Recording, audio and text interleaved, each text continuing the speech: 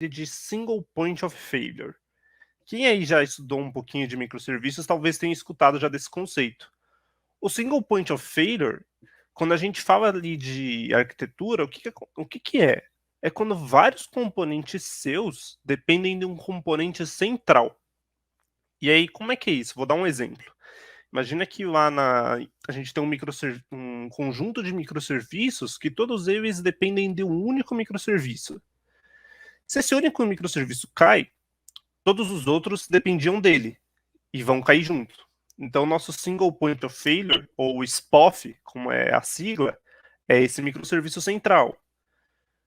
Vamos dar um outro exemplo. Imagina que a gente tem vários monolitos, que isso não é um exemplo específico para microserviços, tá? A gente tem vários monolitos que dependem de uma única base. Se essa única base cai, ela é nosso Single Point of Failure. Lá no exemplo da Derpina, qual que era o Single Point of Failure dela? Era que toda a solução dela estava armada em um único data center, em um único availability zone. E aí, qual que acontece? O que é o problema? Se a Derpina tivesse ali com tudo bonitinho, funcionando, tudo ok, mas lá naquele data center, lá em Virgínia, ou vamos mudar, vamos trazer aqui para onde a gente mora. Se lá em São Paulo, aqui em São Paulo, para quem é daqui, tem uma queda de luz, a Enel, sei lá, explodiu um gerador central e o data center aqui da AWS dependia desse gerador e caiu. E a aplicação da Derpina vivia aqui. O que aconteceu? Essa aplicação dela morreu. Por quê? Estava vivendo só aqui num data center em São Paulo. Em um único data center dos 3 de São Paulo. E aí, quando fizeram a seguinte pergunta para a Derpina, Derpina, os seus componentes aí estão multi-AZ? O que era o multi-AZ que a Derpina deveria ter feito ali?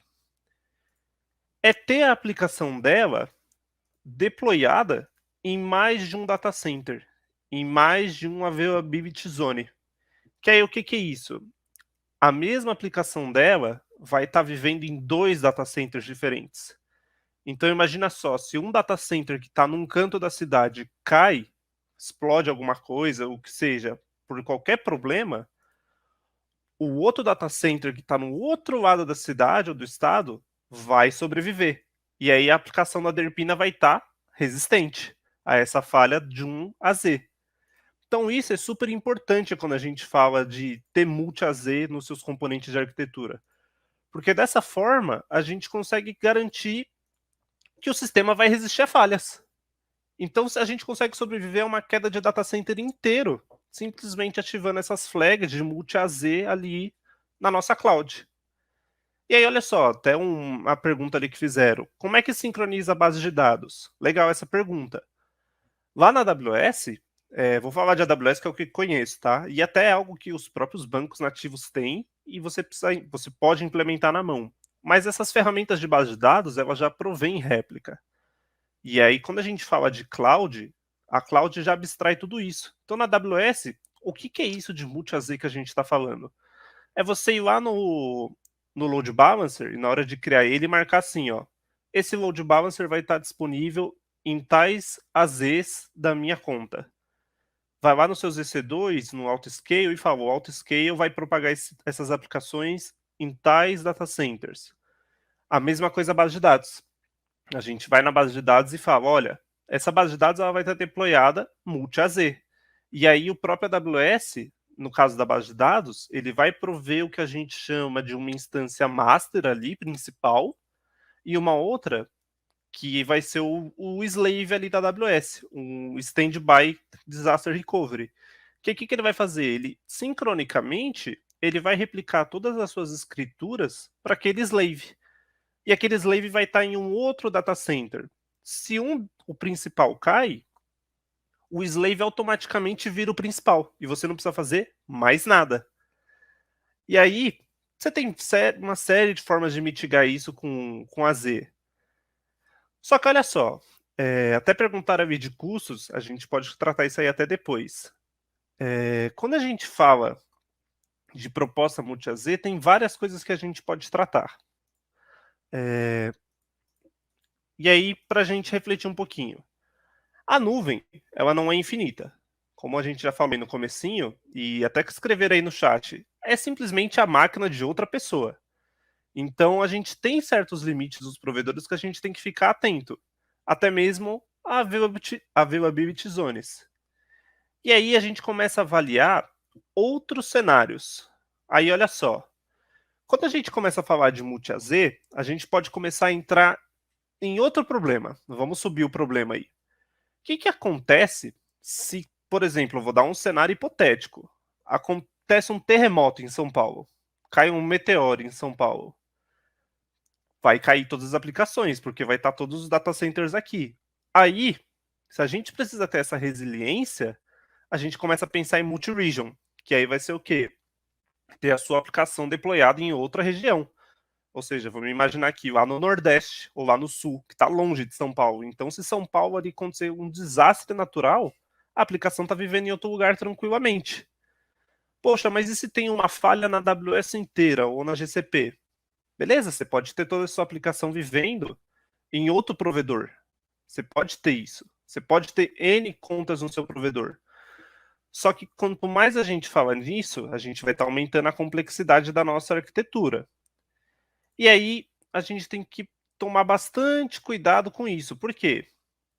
Quando a gente fala de todas essas soluções de resiliência, é aquele joguinho. Sabe aqueles três círculos que a gente fala, a gente até brinca, né? Ou eu estudo, ou eu me divirto, ou eu me relaciono com os meus amigos. Então, vai ser a mesma coisa aqui. Ou você vai ter performance, ou você vai ter segurança, ou você vai ter baixo custo. Você dificilmente vai encontrar uma solução que vai ter os três. E aí vai ter que balancear. E aí entra em algumas coisas para a gente pensar. A gente tem que tomar muito cuidado com essas otimizações precoces. Quando a gente vai criar uma aplicação, a gente tem que pensar muito se faz sentido ter multi-AZ, se faz sentido ter multi-region, N accounts. E aí, a gente vai ter que dar uma olhadinha nisso. Até mesmo falando de otimização precoce, tem muitos artigos hoje que falam o seguinte: será que você precisa nascer como microserviços? Será que você não precisa nascer primeiro como monolito, entender como a sua aplicação vai se comportar, como ela vai evoluir, como vai ser a manutenção dela, para depois você destrinchar isso em monolitos? Porque quando a gente vai para esse caminho de microserviços, a complexidade aumenta. E aí a gente está falando de código, né? Só que quando a gente começa a falar de cloud, de infraestrutura, é os mesmos cuidados. Será que a gente vai precisar ter multi-region logo de cara? Muitas das vezes não vai. E aí a gente tem que ter esses monitoramentos constantes da evolução da nossa arquitetura. E aí tem uma série de conceitos que a gente precisa ficar olhando. A gente vai olhar performance, vai olhar custos, como vocês falaram aí, vai olhar segurança, vai olhar se é possível a gente escalar para uma solução desse tamanho. Até mesmo um ponto, quando a gente estava comentando lá no princípio, o Juliano estava falando de monolito. Será que faz sentido lá naquela época que a gente tinha um monolito com, não sei, 1000 funcionários no Meli, ter Fury? Olha só, Fury hoje é uma ferramenta super complexa. Precisa de 600 pessoas para poder gerir tudo isso. Será que naquela época faria sentido? Hoje faz. E aí é a mesma coisa esse nosso exemplo aqui. Faz sentido ter toda essa solução robusta para ter a resiliência? E aí, cada arquitetura vai responder isso. E aí, olha só, até um ponto legal, quando a gente fala de resiliência, até mesmo com esses aspectos que a gente está usando aqui da AWS, de CT, Deploy Multi-AZ, Multi-Region, a gente tem até outras alternativas que a gente pode fazer de maneira bem simples, que é clusterizar o nosso tráfego. É algo que a gente está fazendo aqui até dentro do Object Storage em outros serviços do Fury. O que a gente faz?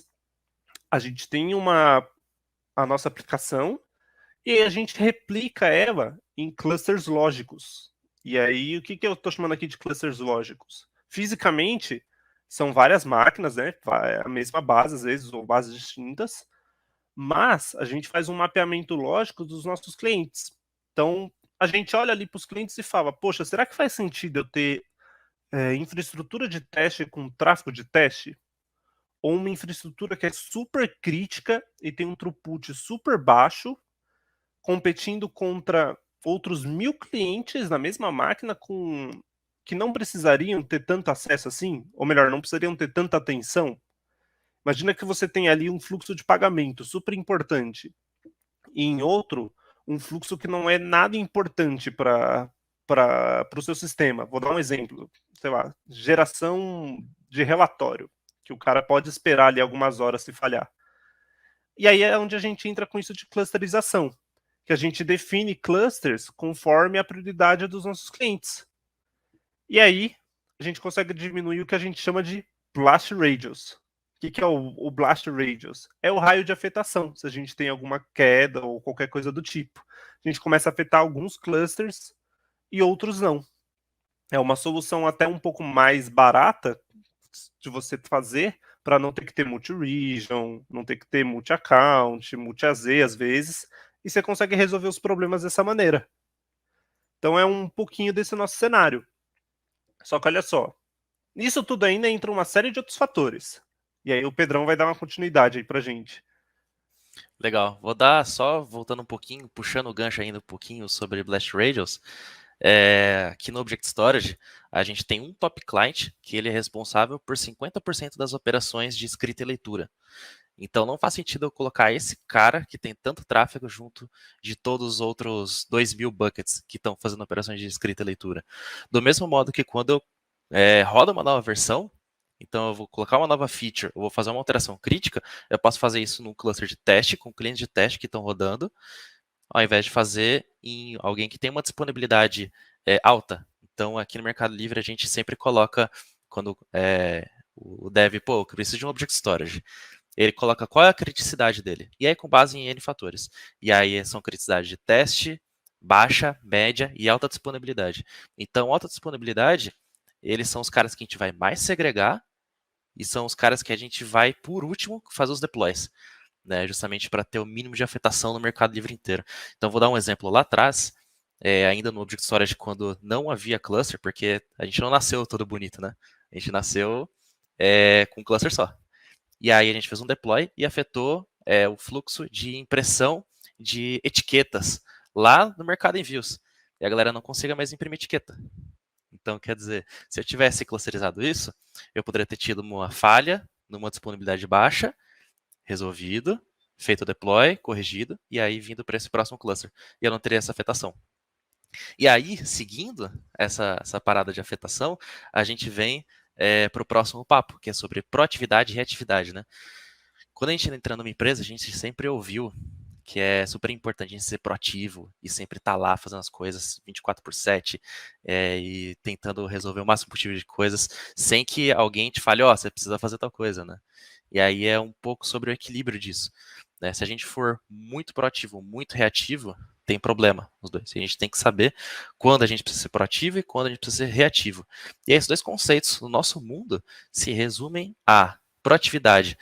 Sempre que existe alguma falha, alguma afetação, a gente precisa entender o porquê, fazer toda a análise, pegar todas as métricas que todas as nossas ferramentas provêm para a gente de observabilidade, chegar a uma conclusão, analisar a causa raiz, corrigir ela, e não só isso. Né? Então, tudo isso que eu falei é um relatório. E a gente pode falar que ele é um pós-mortem. Isso precisa ser compartilhado na empresa. Né? Então, eu tive um pós-mortem de que alguém teve uma falha relacionada ao S3. A gente de Object Storage pode, pô, o cara teve lá uma falha com S3, eu posso aprender com ele. Eu posso ver o Lessons Learned dele e aprender com ele. O que são esses Lessons Learned? São lições aprendidas com essa falha. Então, pô, eu tive essa falha porque eu não clusterizei. Pô, e se a gente clusterizasse esse cara, será que eu não conseguiria mitigar esse 50% de falha para 5% de falha, para 1, para 0,1, e aí conseguiram oferecer um SLA maior para o meu cliente? Com certeza, com clusterização você consegue fazer isso. E é sempre um equilíbrio de custo-benefício, né? Se você clusterizar muito, você tem um gerenciamento muito grande, você tem uma governança muito grande de recursos, só que você também tem um custo maior, e você tem um custo maior também. Só que se você coloca em um cluster só, você tem um custo menor, só que você tem uma afetação muito maior, caso tenha, né? E vai ter, provavelmente vai ter. Nem que seja de um segundo, vai ter. E reatividade. né? Reatividade, você sempre vai ter esses 3 pontinhos que eu vou explicar cada um dos pontinhos no slide específico para cada um deles, que é, você tem que ser reativo. Então, eu sou proativo quando existe uma falha e sou reativo para saber que uma falha existe, né? Então, eu estou às 4 da manhã, estou dormindo, e aí meu sistema cai. Daí eu acordo, 6 da manhã, tomo meu café, faço minha academia, tomo um banho, aí eu entro no Slack, tá lá, 251 mensagens. Fala, meu Deus, o que aconteceu? Você vai ler todo o histórico. E aí ficou 2 horas fora do sistema. E se a gente tivesse uma ferramenta que avisasse o nosso celular, né? E aí são os próprios desenvolvedores da aplicação, né? Avisasse quando tem uma falha para tomar uma ação imediata e conseguir mitigar o máximo possível de problemas. Aí vem a reatividade. E aí pode passar aí para o próximo, Bruno. Então, um exemplo claro do que a gente falou sobre proatividade. A gente tem uma aplicação nossa que durante às 4h20 da manhã, respondeu 500 e aí possibilitou a finalização de um fluxo de pagamento. E aí gerou um prejuízo de $100 mil. Legal, e aí, por que aconteceu? Né? E aí você precisa ter visibilidade, né? Você precisa saber, aqui começou a bater muito request, porque o pessoal não tinha um retry com exponential backoff, e aí eu não tinha um throttling do meu lado, eu não consegui segurar esses caras, dar uma pausada no tráfego deles. Então você tem que colocar tudo isso escrito no pós-mortem.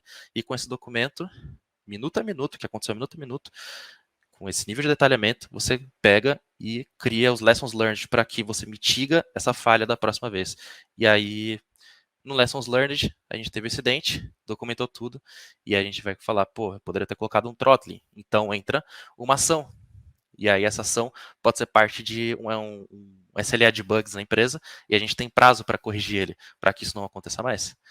Né? Eu poderia ter colocado um circuit breaker, e aí no meu circuit breaker eu poderia ter ativado um circuito e desligado o tráfego desse cara, por exemplo. Então, N possibilidades que você pode tomar, você coloca um lessons learned e discute com a equipe sempre, né, sobre como que você pode mitigar essas falhas.